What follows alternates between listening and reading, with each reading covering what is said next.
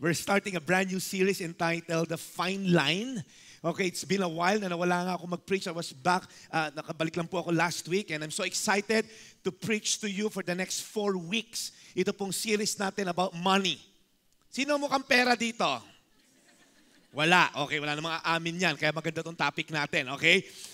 Bakit finances on the month of November? Well, practically, kasi po December, parating yung pera natin. Bonuses, 13th month, darating yung mga dividendo sa mga may company rito. So maganda po na pag-usapan natin how to be wise in handling our finances para po pagdating ng pera natin, more or less, we have an idea how to handle it properly. Now, why fine line? It's another term for thin line, kung mga iba sa inyo familiar. Ang fine line simply means a very small difference between two things that may seem parang magkamukha, pero parang hindi naman talaga sila magkamukha. Parang unnoticeable yung difference nila. Kaya nga po ito, like for example, plagiarism over quoting from a book. Minsan, di ba parang may fine line na naghihiwalay dyan. Parang plagiarism ka na. Hindi na just quoting a book. Or to make it more relevant sa mga negosyante or sa mga nasa sales, ano ang fine line between bribing and giving gift? Hindi naman bribe yan. Ano ka ba naman? Pinadala ko lang kotse sa bahay mo. Pagkapirma mo ng kontrata, sige na sa'yo na yung kotse na yan. Oops. Is it really a gift or a bribe? So, sometimes meron tayong mga ginagawa that there's a thin line that we're trying to rationalize. Okay? Yung sarili natin. Alam niyo ba kung sinong pinakamagaling mabentahan yung sarili mo? Ikaw. Okay? Kayang-kaya mong bentahan yung sarili mo. Hindi naman. Hindi ka naman sumasobra sa gastos. Deprive ka nung maliit ka. Sige na, humayo ka sa mega mall hanggat midnight sale. So, you're trying to rationalize everything. There's a thin line. Kumbaga, borderline. I was thinking about this preaching. Ano ba mga uses ng line? Where do we put lines and what's the purpose of putting lines? For example, like, you use line for creating boundaries. Anybody yung nakapaglaro ka ng piko ng bata? Ay, ano ba to? Patintero pala tawag dyan. Oh, piko pala, latag girl. Okay. Step? No. Okay, patintero yan. Pare, patintero yan. Hello. So I didn't play like these games kasi when I was young. So, Xbox kid na ako eh. Yeah, man. Okay. Hindi, magaling ako sa patintero noon. And there's a line that you cannot cross. There's a line na hindi ka pwedeng lumangpas kasi mahuhuli ka. You cannot go around it, pero kasi may bantay. So, you create boundaries. When there are lines, it sets boundaries. Some lines are set because it will guide you. For example, may mga lines along the highways, it will guide you where to go. Pag nasa mall ka, ito papuntang CR. And there are lines naman that was put because kailangan ka iprotekta. We have a pastor, like si Pastor Rev, na isa po siyang mekaniko ng eroplano. And then, tama ba, Pastor Rev? So he was mentioning about the lines. Alam niyo pag nasa airport, yung nagtatraffic na ganon, may mga certain lines that you cannot cross, you can't afford to cross. Kasi pag lumagpas ka, kakainin ka ng hélice ng eroplano, okay? Para kang chapsuy paglabas mo sa kabilang side. So, you see, yung pong, may mga lines that we can allow ourselves to cross, like in the case of patintero, di taya ka lang, the consequences are not that tragic. But there are lines you cannot afford to cross because there are serious implications. And for the next 4 weeks, we're going to talk about the lines that God has set before us. We're going to identify those lines that we cannot allow ourselves to cross. Talking about finances, okay? In handling our finances. So let me give you an overview for the next 4 weeks. We're going to talk about greed over contentment. There's a thin line dito po sa dalawa na to. Okay? And then next week, we're going to talk about false hope over true security. Third week, we're going to talk about selfishness over generosity and temporal over eternal. So that's going to be week 1, week 2, week 3, at wag mo kayo mawala sa week 4, we're going to talk about temporal and eternal. So in this series, we will identify what are those things that God has commanded us not to cross in terms of specifically handling our finances. So we're not going to talk about crossing the line sa love life. Wag na muna yan. Pag February yan. So specifically, finances. So week 1, we're going to talk about your very favorite part na tong pagperang pinag-uusapan, greed. Pag sinabi mong greed, what comes to mind? Paano mo malalaman na greedy ka na? Paano mo malalaman na humantong ka na sa greed? Anybody can guess na alam mo na, ito na ako, nandito na ako sa greed. How would you know na humantong ka na sa greed? Pagkatapos ng preschool, grade 1, grade 2 ka na, okay, grade 3, grade 4, okay. Gosh, slow. Woo! Nahirapan ako sa joke na yun, ha. I mean, but seriously speaking, greed can easily be seen in other people. Kitang-kita mo sa ibang tao except sa'yo. Greed is hard to see in front of the mirror. Kitang-kita mo yan sa kumari mo nagsusumba. Tingnan mo to, damit lang, 100,000, pati sapatos. Pero hindi mo nakikita yung greed sa sarili mo, isn't it? You can easily see it on other people except you. In fact, tingin mo sa lahat ng may lamang sa'yo, greedy. And ikaw, pag ikaw, you use those words like, I'm not greedy, I'm just being cautious. Hindi ako greedy, I'm just being wise. Hindi ako join sa real life. I'm not greedy, hello, ayokong tumakbo lang, pero I'm just being prudent sa pera ko. Are you getting the point? Pag sa sarili mo, hindi ka greedy. Sa ibang tao, greedy ka, greedy sila. In fact, the word greed simply means a selfish or excessive. Everybody say excessive. Mali yung spelling na sinabi nyo. Excessive. Tama na yung spelling. Excessive desire for more than is needed or deserved, especially of money, wealth, food, or other possession. This world has made us to believe that the more stuff you have, the more secure you're gonna be. Ang mga favorite nating tagline, get all you can and can all you get. Palakihin mo na palakihin yung bank account na yan. Magkano na? 2.5 million pala na. Ang goal natin this year, maging 5 million yan. O 5 million na. Ngayon, hindi, 10 naman. It's a never-ending pursuit. Because we tend to believe this saying, he who has the gold makes the rules. He who has more money rules. He who has bigger bank account rules. He who pays the bill calls the shots. Kaya we tend to be greedy. Ang dami mo ng relo, ang dami mo ng kotse, ang dami mo ng bahay. Kailan ka magjo-join ng real life? Hindi ko alam. Pag 10 na siguro mansion ko. And this is what the world dictates every single day. I remember this man. You know this man? He's my dad. Hindi, joke lang, okay? Hindi. Anong dad, okay? This guy is Ivan Boesky, okay? Maaaring hindi niyo siya kilala, okay? He's an American stock trader.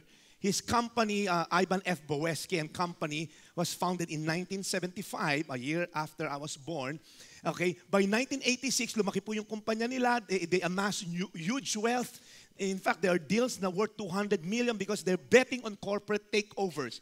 Nag-arbitrate siya sa mga takeovers. And his firm grew. At siya po ay kilala sa industriya during the time na si Ivan Boesky, proud to be greedy. Yun talaga yung tagline niya. In fact, he delivered a speech on positive aspect of greed. At the University of California, Berkeley, sa School of Business Management, nung pong nagkaroon ng commencement ceremony noong 1986, and this is what he had to say sa mga student. I think greed is healthy. You can be greedy and still feel good about yourself. Wow. So this is what the world dictates. That the more latest yung gadget mo, the more secure you're gonna be.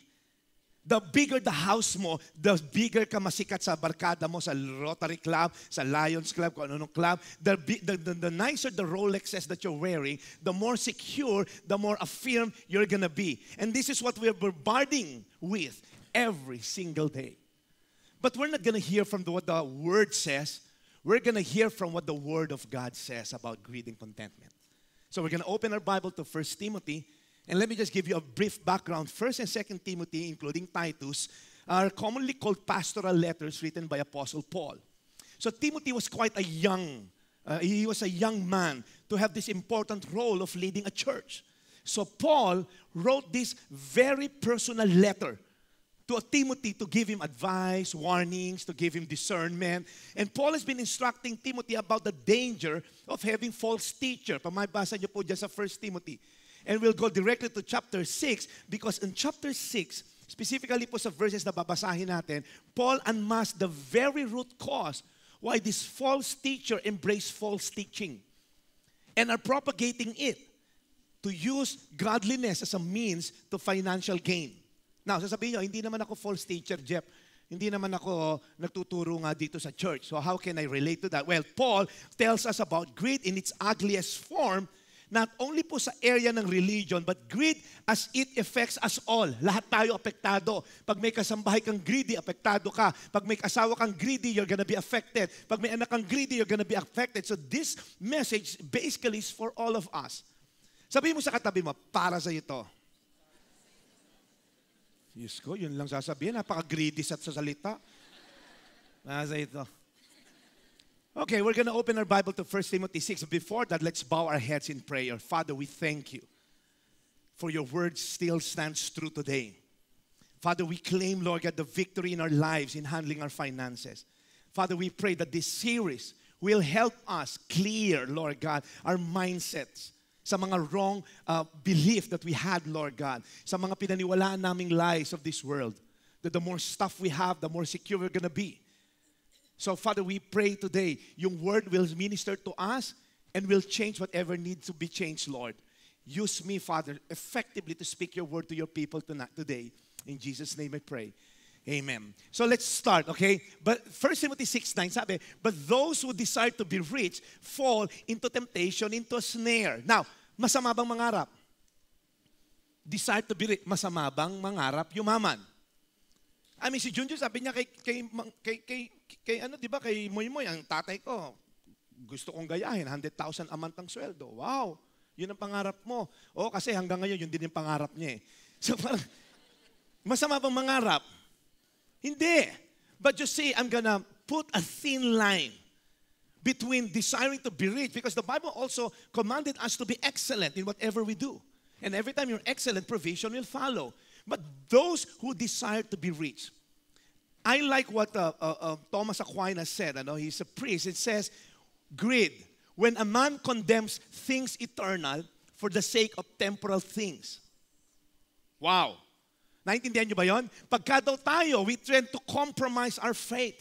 When we start setting aside our belief in God, when we start to set aside our trust in God, do na po for the sake of temporal things, and then that's when greed comes into play. And let me tell you something, greed does not come overnight. Hindi siya yung parang pagising mo, greedy ka na. As in any other form of human vanity, nagsimula po yan sa small beginning. Dati pencil case lang ng classmate mo yung kinakaingitan mo. Naalala niyo yung pencil case ng classmate niyo, yung mga girls dito, yung kulay pink, yung ang daming suksukan. Tapos sa'yo, isang zipper lang na ganon. Pambira, Nay, bakit siya may ganon?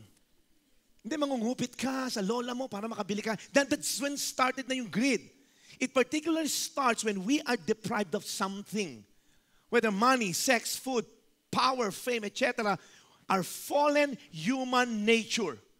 There's a void in us that we're trying to fill with something. Doon po nagsimula yun. Are you aware that 15% of director-level women have slept with their bosses? Wow. And 37% of them got promoted for it. Na-dengo yung malaking porsyento, okay? Because they want to climb that corporate ladder at all cost. Ma-promote lang ako. At all cost, mabili ko lang yung gusto kong bahay. At all cost, I'm willing to give my body para ma-close ko yung deal na to. That's greed. When you're willing to sacrifice of things eternal for the sake of temporal things. In fact, Blaise Pascal said, there is a God-shaped vacuum in the heart of every man. Yung puso mo, meron diyang God-shaped na kulang, and then sabi dito, which cannot be filled by any created thing, but only God, the Creator, made known through Jesus. Wow. Alam niyo laruan ng bata, yung may mga shape? May triangle na shape, and you're trying to make pasok, yung square, hindi pwede. And that God-shaped void in your heart, you're trying to fill it with what? iPhone 6. Pag may iPhone 6 lang ako, I'll be the happiest young adult in the whole wide world. Hindi totoo yun. Nung 3210 ka, ganyan ka na. Gusto mo na yung 5110, gusto mo mag 6210. It's a never-ending pursuit. A lot of you here, itatarget nyo yung iPhone 6S ngayong Christmas. Akala mo, makukumpleto ka. Akala mo, masosyal ka. Believe me, yung iPhone 7, ginagawa na sa China. So next year, incomplete ka na naman because there's this God void shape you're trying to fill with iPhone, with Nike shoes, with dress, with cars. Whatever you're trying to fill it with, it won't fix it. Because only Jesus is the perfect shape to feel it. Kaya ka nagiging greedy. Sabi mo sa katabi mo, hindi galit yan. But those who desire to be rich fall into temptation. You know what temptation means? Temptation simply means an experiment, an attempt, a trial, a proving.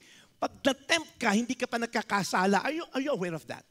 The temptation is not a sin. I mean, Jesus was tempted. It's what you do after being tempted. It will either make or break you. It will either bring you closer or further to God. Temptation, wala ka pang kasalanan dyan. What you're gonna do after being tempted, yun ang critical. So, alam niyo yung mga misis na masakit ang ulo, nilalagnat, tapos pagbuklat ng Manila Bulletin, center page, midnight sale, Mega Mall. Honey, halika, punta tayong Mega Mall ngayon. Ay, hindi ako pwede mag-drive. Uber, Grab taxi, patay, di ba? Lumalakas. May mga misis bang ganun dito? Yung mga husband, kindat kayo. 653. Okay, so ang dami naman. Okay, so ang dami naman mga husband. I'll give you a tip. Pag nasa mall kayo, holding hands nyo yung asawa nyo, super yakap kami ni Grace pag nasa mall kami. Mahirap makawala eh, di ba? Nasa estancia kami last night, hawak kamay, ganyan. Tapos nandun na kami sa True Value. Sige yan, mamili ka. Bumbilya, okay. Gripo. When you fall into temptation, eventually you'll fall into what we call a snare. You know what a snare means? Yung ahas. Hindi, snake yun, okay? Hindi snare. It's a trap, okay? It's a hazardous thing. It's a peril. You'll fall into a trap. After being tempted, now magugulat ka, you're now trapped. I remember the story of this ring-tailed monkey. Tingnan niyo yung katabi niyo.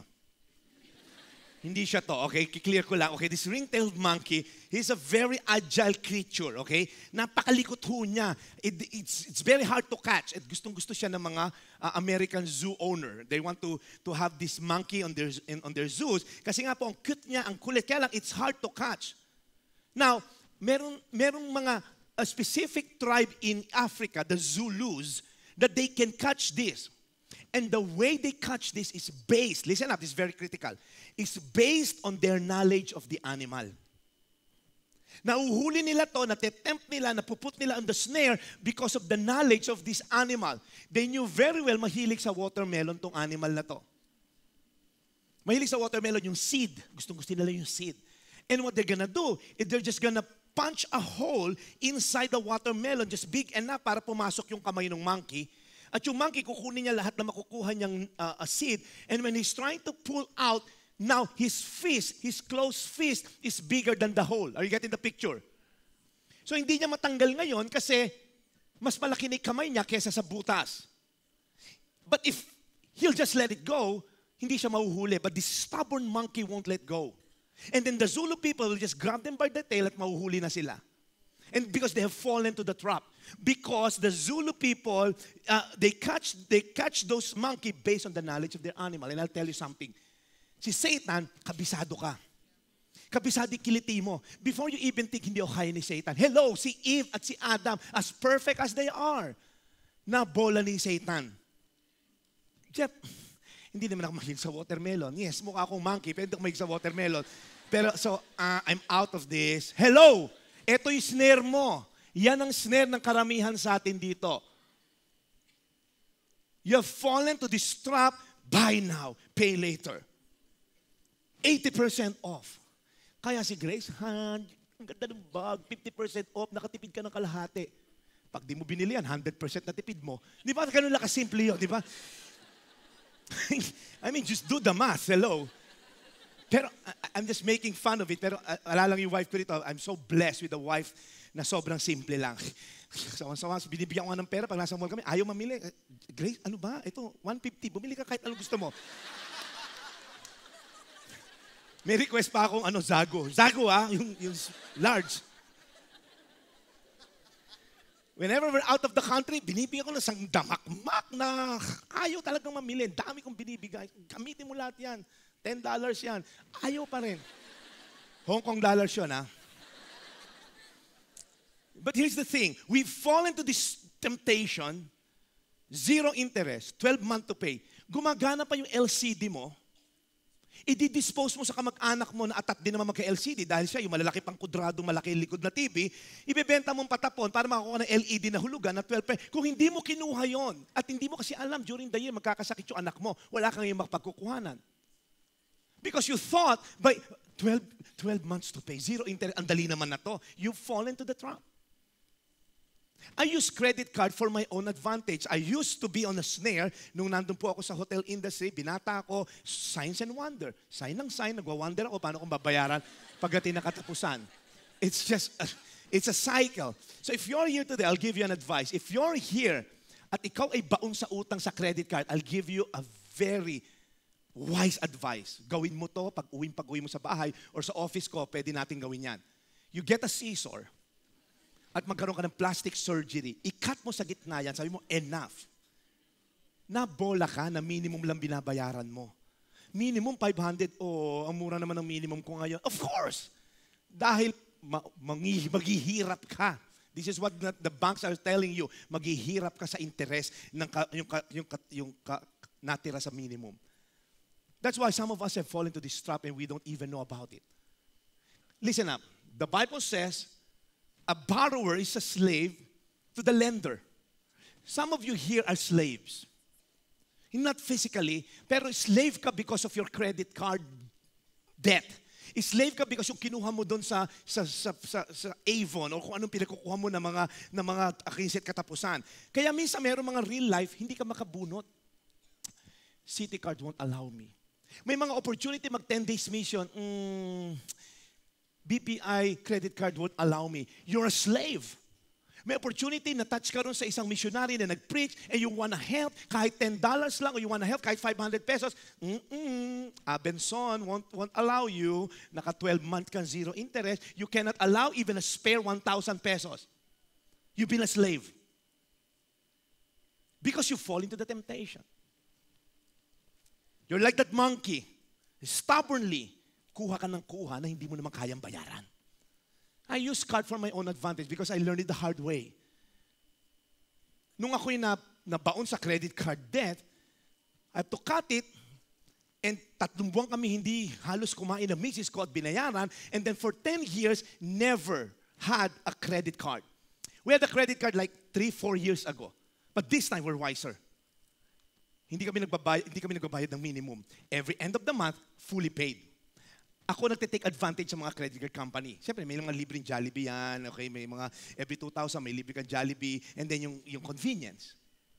Pero hindi na darating ang time na kami papaalipin muli sa mga credit card. Malaya na tayo. Artikulo 1. Hindi na tayo papaalipin. Kaya mga alipin dyan, mag-cut ka na ng credit card mo pag-uwi ng bahay. At bayaran mo yung utang mo. And believe God that you're going to be debt-free this year or next year. At least may tina-target ka. Listen, tingin kayo rito. Pag may utang ka, wala kang karapatang manood ng sine. Ang point ko, meron kang taong pinagkakautangan. Ayaw mong bayaran. Tapos nakita mo sa Rockwell, ang kapal naman ng mukha mo. Ang laki ng utang mo rin. Ikaw pasini-sini ka, pakain-kain ka, and then ayaw mong bayaran. Now, if you're gonna allot, monthly magbibigay ako sa'yo, utang ko sa'yo 10,000, monthly bigay ko sa'yo 500. Kung may excess, di manood kang sine, pero wala kang karapatang gumamit ng pera ng iba kasi may utang ka pa. Magbayad ka ng utang mo, pare. Para naman makita yung pagkakristyano sa'yo. Sabi mo, hindi galit yan. Mahal ka niyan, okay? Kaya lang kailangan sabihin yan. But those who desire to be rich fall into temptation, into snare, into many senseless and harmful desires. At nangyayari, nagsimula sa temptation, nagkaroon ka ng snare, you fall into the snare, and now you have this harmful and senseless desire that plunge men into ruin and destruction. Sa una lang masaya, pag suot mo na yung Rolex na yan. Sa una lang masaya, pag naka-iPhone 6S ka na. iPhone S6 ka, wala ka naman load. Tingin nga kayo rito, yung mga nasa balcony, sino nagsabi sa inyo, pagka-advance ka nakakuha ng model, mas sikat ka. I have a friend, atat na atat kumuha ng Ford. Ano yung bago? Ford Everest. Atat na atat, mauna siya ng isang buwan. Sabi ko, where in the world nakuha mo yung idea na pag nauna ka sa Fort Everest na yan, sikat ka. Willing to pay an extra 20,000 sa ahente, willing to pay makipag-negotiate sa ahente na sa kanila insurance kahit may kaibigan siyang bangko. For what? Para mauna ka na isang buwan naka-Everest ka? And then what? Lahat na sa garahe mo, sa compound mo, naka-Everest na next month. So ano ngayon ng ano mo? Where did you get that idea? Na pag nauna ka, sikat ka. Where? Definitely hindi kay Lord galing yon. Now, don't get me wrong. I hope I'm not communicating this wrong. Ano? I'm not saying wag kang magsuot ng mga branded. Hello, look at the shoes.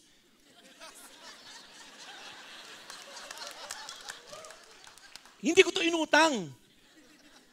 I'm not saying wag kang bumili ng branded. Kung kaya mo, go for it. But the question is, what is the motivation behind it? Ba't gusto mo nakalakos? Kasi pagka Rotary Club, lahat sila nakalakos. Sabihin naman, yung buhaya ko, maliit yung pangil. So, buy those branded watches and buy all you want. Pero ang motivation ba, ano? Tapos pag may real life, chani ka. Hiyang-hiya naman. Wow! Real life chani. Sa lakos na mimili kaliwat kanan. Better make sure you have the right motivation. And not just to please others, but are you pleasing God? Let's see yung ending na tong tatay ko, si Ivan Boweski, Proud to be Greedy. Whereas apparently, nahuli siya na merong scam. He cheated and freighted off an exclusive inside information. As a result of plea bargain, si Boweski po received imprisonment of 3.5 years and was asked to fine $100 million. Iniwalay ng asawa. And as I've heard, yung huli pong write-up sa kanya, he's asking for support sa kanyang ex-wife. Now, here's a guy who's saying, greed is healthy. Being greedy is healthy. You can feel good about yourself. Nakulong, nalimas ang pera, hiwalay sa asawa. Because that's what greed does. It reduces you to a loaf of bread. I'd rather be on the side of contentment. You can sleep well at night. But godliness with contentment is a great gain. Listen up. Godliness in itself is a great gain already. Now, imagine godliness with content. Ano ba sabing godliness with content? Talking about Christian contentment here. Is there such thing as Christian contentment? Well, it simply means content must come from the principles of godliness. From the principles of the Bible. Because there are some people na, contented naman ako. I'm gonna be a monk on top of a mountain. Magiging ascetics ako. I'm going to deprive myself of any pleasure of this world. That's not contentment. That's not biblical. Okay? The Bible says, mag-provide ka sa mga immediate family mo. How can you provide kung hindi ka magtatrabaho? So we're not talking about, content na lang, mediocrity na lang. No, that's not the contentment we're talking about here. That's mediocrity, not contentment. But contentment that comes from the principle of godliness. For, let's look at the next verse. For we brought nothing into the world and we cannot take anything out of the world. Sino rito, nakakita ka ng baby pinanganak, may titulo na ng lupa kasama sa sinapupunan? O paglabas may Rolex na, wow, ang cute na anak natin, may Rolex na, swerte naman. Either may nalulo na Rolex yung nanay, o yung Rolex ng doktor na laglag sa sinapupunan. This is a very important insight. Look up here. Tingin kayo rito. We cannot be poorer than when we came into this world. I mean, how poor can you get than a baby na bagong panganak? Wala siyang pag-aari. Are you getting the picture? Compare now, you're much richer compare nung pinanganak ka. Nung pinanganak ka, there's nothing more poorer ng batang pinanganak and yet we were provided for. In fact, buhay ka ngayon. You were sustained. Therefore, let us trust God for the remaining part of our journey. Nung baby ka, you cannot be poorer than a baby. Ngayong buhay ka, nakadamit, maayos ka. God has been providing for you. So why not trust God for the remaining part of your journey? And don't trust in yourself. Because if we have food and clothing, with this, we will be content. You know what the word content means? Di ba? Kunyari, isang Coke, 500 ml content, that's full. Yung space doon, hindi pwedeng lagyan yon. Meaning to say, the word content, you're full. You're sufficient. If you have the food and clothing, you're good. Sino sa inyo dito meron tatlong bagay na to? You have food sa ref. Sino may ref sa bahay? Sino kahit ano yung tanong ko, talagang hindi ka magtataas ng kamay. Either basang kilikili mo, hindi ka nag-deodorant, uulitin ko. Sino may ref sa bahay? Kung wala naman, bibigyan ko. O, lahat may ref. Sino may ref? It's okay. Sino may ref? Sino merong clothes on your back, roof over your head, and a place to sleep? May ref ka, may damit ka, may bahay ka na tinutulugan kahit rented lang. Good! You are richer than 75% of the world. Hindi pa naniniwalang big time ka? Pumunta ka sa ibang lugar na hindi alam kung ano yung word na yellow or ice. You'll be surprised how blessed you are. Sabi mo sa katabi mo, big time ka. Sabi mo. Sabi mo naman, yung katabi, sabi mo, pautang. Okay? Naging koripot bigla. Listen up, ito na.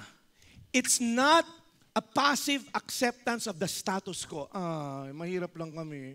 Tricycle driver yung tatay ko. Habang buhay na lang akong tricycle driver, I'd be contented with this. That's not the contentment we're talking about here.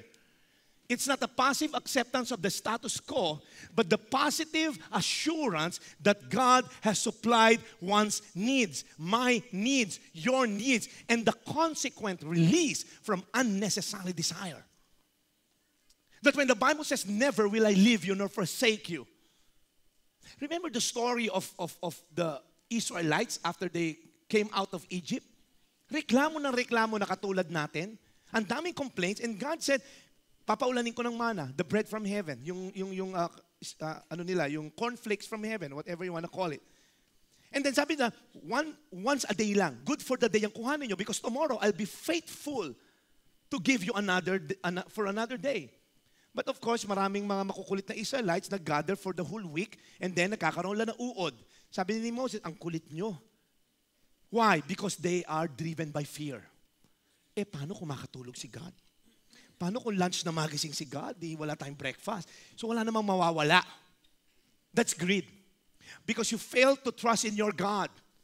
You fail to trust that God will never leave you nor forsake you. You fail to trust that God supplies all our needs.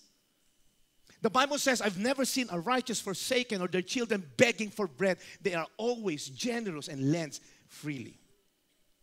That's why for the love of money is the root of all kinds of evil. Not money, the love of money. Pag sobra mong ginos yung pera, if you ask this question, kung mawawala yung bank account mo, will you still worship God?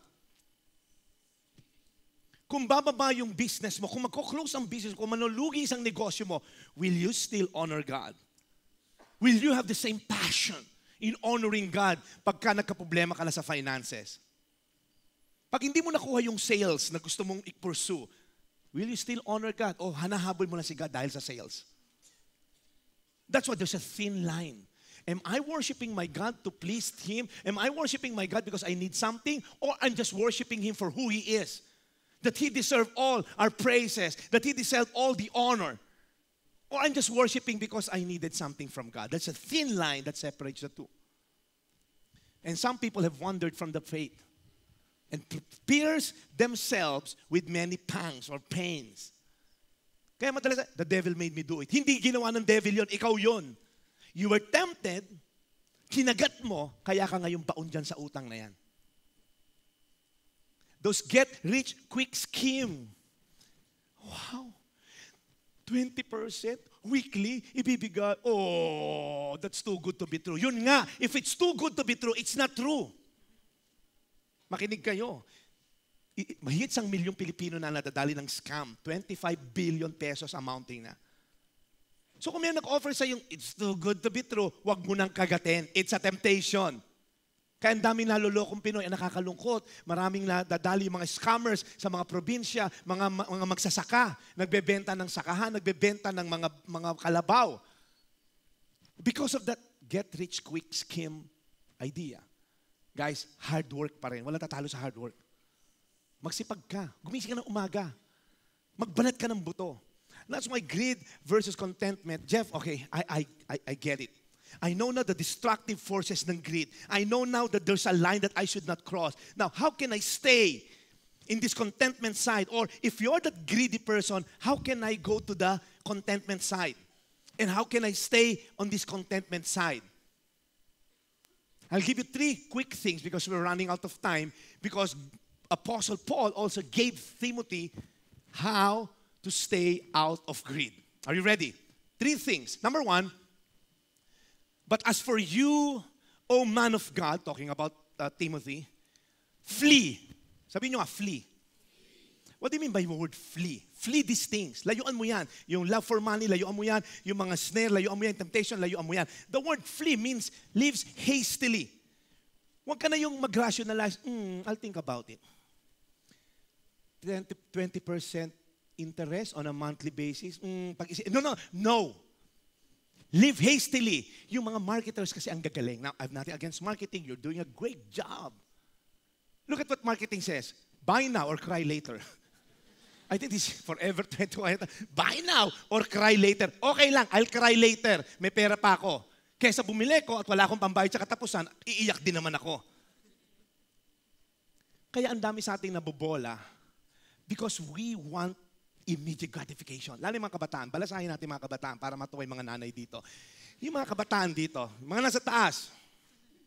Hindi, matanda ka na. Yung nasa likod mo. Okay. Kaya yung mga kabataan dito, makinig kayo.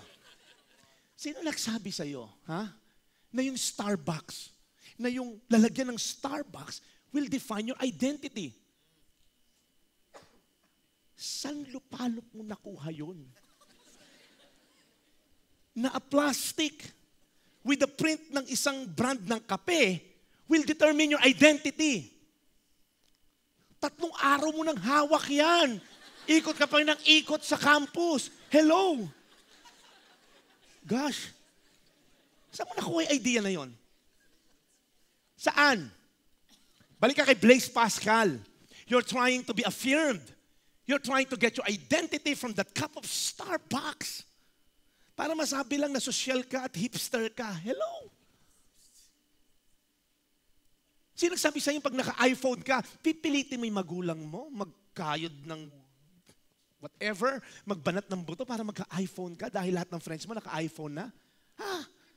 Saan mo nakuha yung idea na yon? Na pag naka-iPhone ka, will determine your identity. You are the son, you are the daughter of the King of Kings and the Lord of Lords. That's your identity. Hindi yun nadadala sa iPhone. Grabe mga kabataan ngayon. Parang obligasyon ng magulang na naka-iPhone 6. Tadyakan kita dyan eh. Buti hindi kita anak. Wow. Sorry medyo, may hugot eh. Nakikinig kasi podcast sa mga anak ko eh. Hugot eh, okay? Pursue. After flee, pursue. Pursue righteousness, godliness, faith, love, steadfastness, and gentleness. Nandito ka, ito yung temptation, tinetempt ka, alam mo yung snare, pag tumawid ka, snare, no. Flee. But then again, saan ka pupunta? Saan ka pupunta direksyon? No, pursue one direction only. Pursue righteousness. Pagka kasi hindi ka lumayo, nandito ka lang din, okay? Tumalikod ka. Kakalabitin ka lang ulit. Midnight sale, iPhone S6. Ang dali mo, wow, ikaw na naman. Tumakbo ka, lumayo ka. Pursue righteousness with other, sabi dito, 2 Timothy, another verse ni Paul. So flee youthful passion and pursue righteousness, faith, love, and peace, along with those, kasamahan mo raw, who call on the Lord from a pure heart. That's the beauty of being part of a victory group. Kaya nga, linggo-linggo na lang, si Pastor Jeff ang kulit. Ba't gusto niya tayong sumama sa small group? Because you cannot do it alone. Kung si Jesus, kailangan niya ng disciples to walk with Him. Kung si Jesus, sinend niya by 2 by 2, kailangan mo ng tao magsasabi sa'yo, pare, wag mong bilhin yan. Magtutuition anak mo, bibili ka ng bike na yan. Hindi kasi uso ngayon yung mga nagbabike sa office. Kaya nga, pero may pambahid ka ba sa katapusan? Hindi, pero uso yung bike sa office. Sisipain kita, kanina, wala kang pantuition yung anak mo eh. Kailangan meron sa'yo nag-i-speak ng ganon. Mare, kailangan ba talaga yung Zumba na yan sa Fitness First? Parang 3-5 a month yan. Hindi, para pumayat. Hindi, papayat ka, maghugas ka ng pinggan sa bahay. Maglaba ka. Ang tamad mo eh. Kailangan mo may nagsasabing ganon. Because, listen up, I'm serious. Because the only person who can sell to yourself is you. Naglata pa naman ako eh. kayang-kaya mong bentahan yung sarili mo. Kaya kung walang tao magbabalance sa'yo, mag-check and balance, I don't think that's the right decision. Nabayaran mo na ba yung credit card bill mo? Hindi, may kinuha kasi kung isa pang credit card. So, yun na lang pampapatong ko ron. Gosh, a lot of Filipinos are financially illiterate. Financially illiterate. Hindi alam na yung interest kakainin ka ng buhay. I have a friend, BP ng isang malaking bangko dito. Kung kailangan mo ng wisdom sa bangko, pumunta ka sa kanya. Utang ka ng utang. Wala ka namang pagbayad. Utang na loob. Tigil mo na yung pangungutang mo. Papawisan ako dito. Review natin. Very quick. Flee. Pag nag-flee ka, huwag kang kusang direksyon. Pursue. It will be challenged. Mangungulit si Citibank, mangungulit si Abenson, mangungulit yung Mega Mall Midnight Sale. Mangungulit yan. That's why you have to persevere. Keep focusing on the right path. It says here, fight the good fight of the faith. You want contentment? It's hard. Mahirap. That's why we need all the help we can get. Let's all stand on our feet today as we end.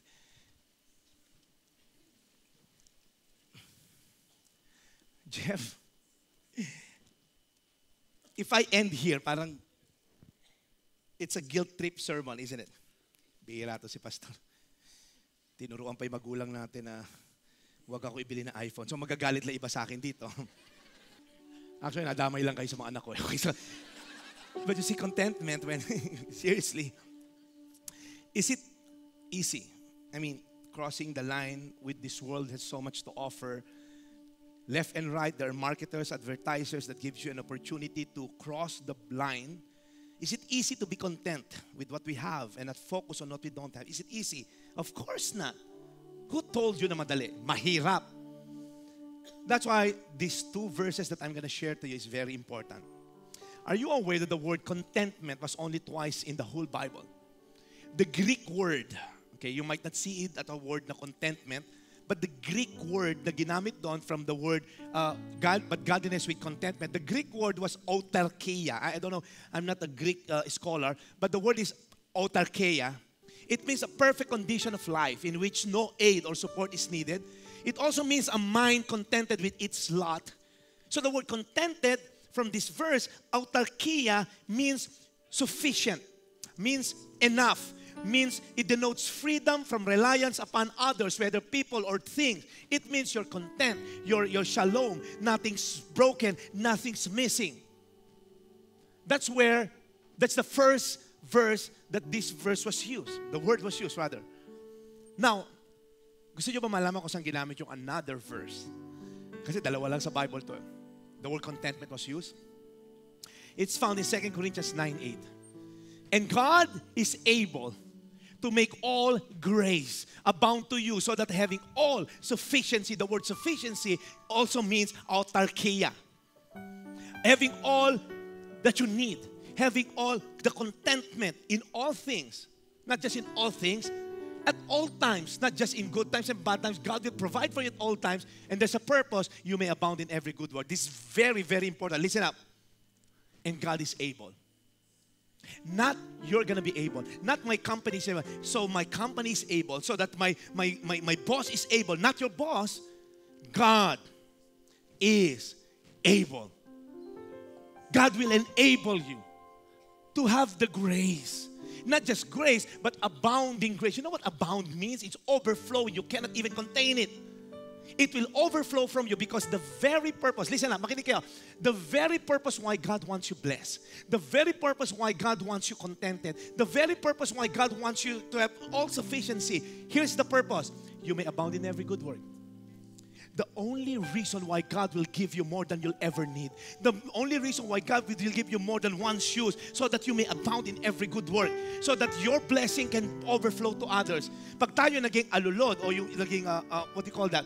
Yung sa bahay, daanan ng tubig ulan, downspout, you're gonna be blessed. You're gonna be a source of blessing. And people around you can't help it. Bakit blessed na blessed ka? Because I'm a generous person. I just give ko ano yung binibigay sa akin ni Lord. I have more than enough. That's why I can freely give. so that you may abound in every good work. That's the only purpose. Pag direstrict mo yung downspout, namamatay yung flow. Yung baradong alulod na mga natlagyan ng mga dahon, to yung dahon, namamatay na, hindi na nagpa-flow. Kinakalawang. And that's what some of you are. Kinakalawang ka na sa pagbibigay. Even yung tithes, ninanakaw mo pa. And then you have the audacity to pray for blessing. Hello, you're robbing from God. That's why if you want to be blessed, better make sure you have the right perspective. I want to be blessed. Just like Abraham, you're going to be blessed so that you may be a blessing. The only reason why God wants you blessed is that you will be a blessing. So that's the desire that you should pursue. Lord, bless me so I can be a blessing. Let's bow down our heads. Lord, we thank you for the very purpose why you want us blessed, Lord God, is to be a blessing so that we may abound in every good work. So Father, starting today, hipuin mo yung mga pusong kuripot na nandito ngayon. Hipuin mo, Lord, yung mga pusong self-centered at self-absorbed, very selfish. Ang iniisip lang, how can I have more money? How can I have latest shoes? How can I have the latest gadget? Puro me. And now that they're in the snare of their selfishness, blinded na sila of the needs of the people around them. That's why today, Father, I ask you, Lord Jesus, to open their eyes, the hearts of their eyes, Lord God. May you open it and see beyond the pressing need and look up to you for grace, because you are the one who's going to make the grace abound in us so that we can abound in every good work. We can be content because we're just a channel of your blessing. Father, we repent again, Lord. We repent of our selfishness. We repent of our greediness na hindi man lang namin inintindi mga tao na sa paligid namin. Father, we glorify you. We honor you, Lord Jesus. In Jesus' name I pray. Amen and amen and amen. Come on, let's give God praise.